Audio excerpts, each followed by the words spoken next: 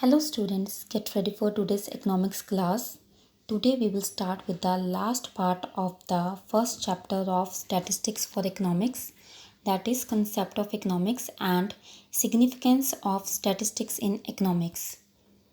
Look at this mind map. These are the different topics we have covered in the chapter. First we have done define the terms, then we have done components of economics. Next topic we have done difference between macro and macroeconomics. Next is a scope of economics, that includes nature of economics, whether economics is a science or an art. Next is a subject matter of economics. Economics is inferential and descriptive. Next topic we have done features of statistics and tools and stages of statistical study. Today we will start with the last two topics of the chapter. One is limitations of economics and last topic is importance of statistics in economics. These two topics we will do today. So let's start with the first topic, that is the limitations of statistics. There are different limitations or the drawbacks of statistics. First is a numerical facts only. In statistics we study of numerical facts only. Second is the study of aggregates only. Third, uniformity or homogeneity of data, means base of data should be same. Next is results are true only on an average. Next, without reference, results may prove to be wrong. Next point is these can be used only by experts, because in statistics different statistical tools are used. There are different stages of statistical study. So these tools can be used only by experts who has knowledge of these tools. Prone to misuse, many people are misusing the statistical data. And last is statistical methods are no substitute for common sense. These are the some of the limitations of the statistics of economics. Now let's start with a one by one point in detail. First is the study of numerical facts only. In statistics we study only numerical facts, anything that can be expressed in the quantitative term. In statistics we ignore qualitative aspects like honesty, friendship, health, wisdom. In statistics we are studying only quantitative data, but we are ignoring qualitative aspect. Second point of limitation of statistics is study of aggregates only. Statistics study only aggregates of quantitative facts. Like here we are not studying individualistic data. Like we can take the example of a person. We are not taking the individualistic income. What a one person in the country is earning. Here we are taking the data or the statistics of all income of all the people of the country. So study of aggregates only. In statistics we are not studying individualistic data, but they study only aggregate facts. Third is a homogeneity of data, an essential requirement. To compare the data, the base of data should be uniform. Like we cannot compare the age of one person with the height of second person and weight of third person. So the base should be same. We can compare weight of one person with the weight of another person. Or we can take the example of food grains production and cloth production. Like food grain production is measured in terms of weight and cloth production is measured in terms of meter. So food grain production in tons cannot be compared with the cloth production in meters. So the base of the comparison should be same. Next is the results are true only on an average. So we are taking the average to compare the data. So like if you are saying that income of one person in India is 50,000, that is average income. So it does not mean that every person in India is earning 50,000. Maybe some people are earning more than 50,000 and many people are earning less than 50,000. So the results are true on an average. It does not mean that every person is earning 50,000 in India.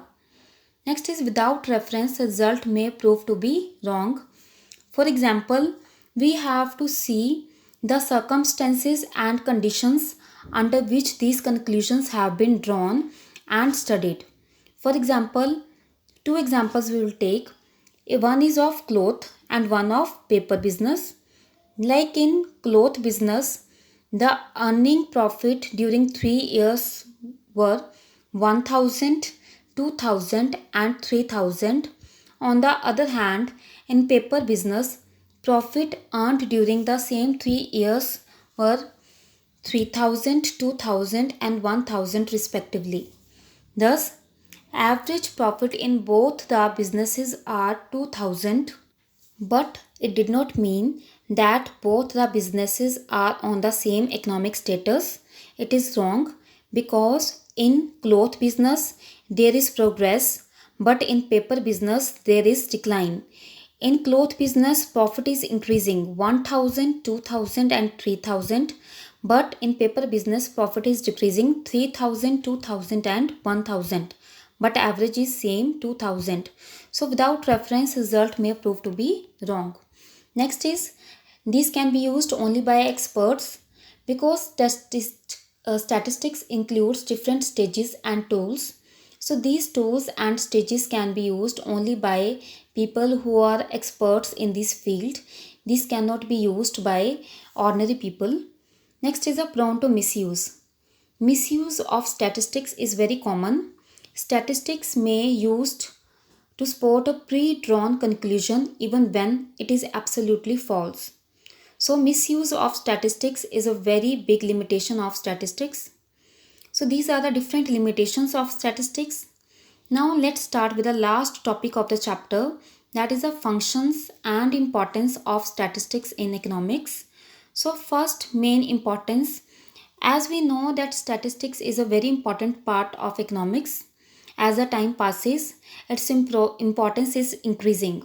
So these are the different points of importance of statistics. First is working out cause and effect relationship. What is the cause of one thing and what is the effect of that? Formulation of policies, economic equilibrium, quantitative expression of economic problem, economic forecasting, intersectoral and intertemporal comparison. Intersectoral means between different regions, like between different rural or urban areas, or between different sectors of the economy, like primary, secondary, and tertiary sector. Intertemporal means at a different magnitude of time, like comparison between rural and urban unemployment ratio in 2010 and 2020. So between different sectors and at different time period. Next is the construction of economic theories. So these are the some points of importance of statistics. Let's do all these points in detail. So first point of importance of statistics is quantitative expression of economic problem. So there are many economic problems like unemployment, like poverty, like inflation means increase in price or decrease in exports. So all these problems can be expressed in the quantitative way. So it is very easy to do comparison and to see the magnitude of the problem, how much the problem is big. Like if we can say India's 20% population is unemployed, 35% population is living below poverty line. So on the basis of this we can draw the conclusion how much the problem is big and how we can solve the problem. Second point is intersectoral and intertemporal comparison. Intersectoral means between different sectors like rural and urban area. Like through statistics, we can do comparison between rural and urban area. What is the ratio of unemployment in rural and urban area? What is the literacy rate in rural and urban area? So we can do comparison between rural and in intertemporal comparison, we do the comparison at a different time period. So in intersectoral, we do the comparison between different regions, and in intertemporal between different time period, like unemployment ratio in India in 2010 in rural and urban area and in 2020. Now next main point is working out cause and effect relationship. So like we can take the example, if there is increase in the price, so we can see what are the causes of this. Like it can be decrease in supply or increase in demand or increase in wages. So there are the different reasons can be there of increase in price of the commodity. So through the statistics, through the information, we can get the working out cause and effect relationship. If there is increase in price, it leads to decrease in demand. So we can get the working out cause and effect relationship. Next is the construction of economic theories or economic models. There are different economic theories given by different economists, like theory of demand. What does it show? That if there is increase in the price of a commodity, it will lead to decrease in the demand of the commodity. This theory of supply means when there is increase in the price of the commodity, the supplier tries to supply more and more of the goods to get more profit. So different theories are formed on the basis of the statistics. Fifth point is economic forecasting. So we can do future predictions in economics through the statistics. Like if you know what is a present ratio of inflation, what is the present rate of unemployment, through this we can do the future predictions, like what can be the inflation rate in the future, what can be the unemployment rate in the future. So through this we can make the future planning. Next is the formulation of policies. Through the statistics, future policies can be formulated by the different ministers. Like if you know what is the economic rate, what is the unemployment rate. So through this, the government can frame the policies that how many people in India are unemployed and living below poverty line. On the basis of this, government can frame new policies so that can lead to increase in the employment share and can lead to decrease in poverty. Last point is economic equilibrium. Equilibrium is a balanced condition where the producer is getting maximum profit and where the consumer is getting maximum satisfaction.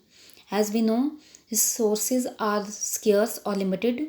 So equilibrium is a condition in the economy where the producer and consumer are at their satisfaction level.